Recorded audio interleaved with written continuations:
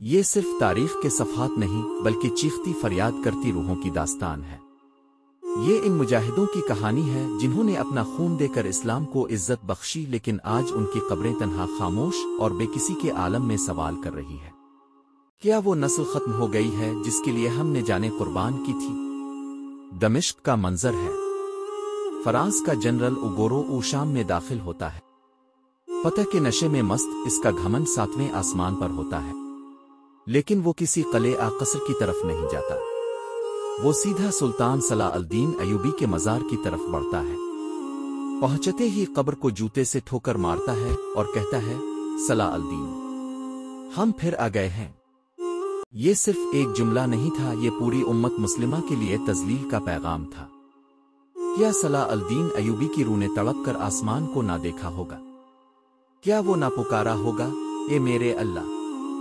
کیا وہی امت جس کے لیے میں نے بیت المقدس کو آزاد کروایا، وہ آج میری قبر کی توہین پر بھی خاموش ہے؟ مراکش کی مٹی پر وقت گزرا، جگہ بدلی، لیکن کہانی ایک جیسی رہی۔ صلیبی جنرل اولیوتی او مراکش پہنچا۔ وہ سیدھا یوسف بن تاشفین کے مزار پر گیا، جہاں وہ عظیم مجاہد دفن ہے جس نے اندلس کے دروازے دشمنوں پر بند کیے تھے۔ جنرل قبر کے سامنے راکا خاک پر تھوکا اور غرور سے کہا، اے تاشفین کے بیٹے، دیکھ لو، ہم تمہارے سرہانے پہنچ چکے ہیں۔ اور مزار خاموش رہا، لیکن آسمان پر کوئی روح ضرور روئی ہوگی، تڑپی ہوگی، لرز ہوگی، پوچھا ہوگا، کیا میری امت کے بازو شل ہو گئے؟ پھر اندلس میں تاریخ کا سیاہ ترین باب لکھا گیا۔ صلیبی بادشاہ الفانسو او نے مسلمانوں کی عظیم سلطنت پر قبضہ کیا۔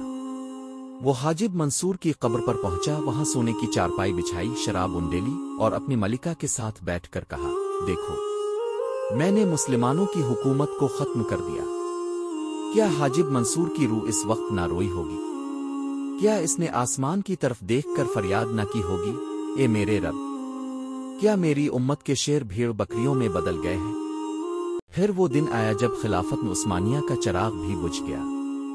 یونانی جنرل سوفوکلس وینیزیلوس او نے ترکی میں قدم رکھا اور سیدھا عثمان غازی کے مزار پر گیا۔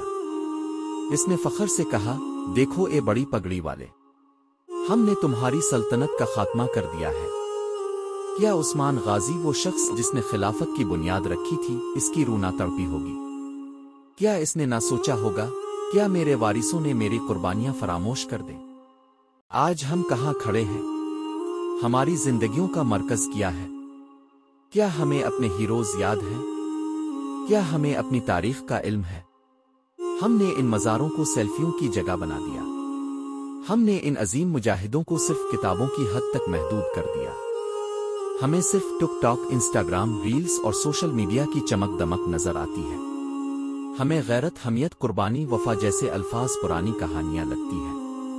کہاں گئے وہ نوجوان جو میدان جنگ میں موت کو گلے لگاتے تھے، جن کی تکبیر سے پہاڑ ہلتے تھے، جن کی تلواروں کی جھنکار سے باطل کانپتا تھا؟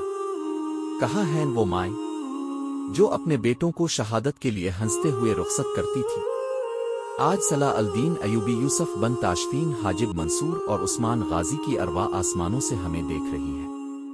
وہ رو رہی ہے، تڑپ رہی ہے اور شاید پکار رہی ہے، کیا واقعی وہ قوم مر گئی جس کے لیے ہم نے سب کچھ قربان کیا؟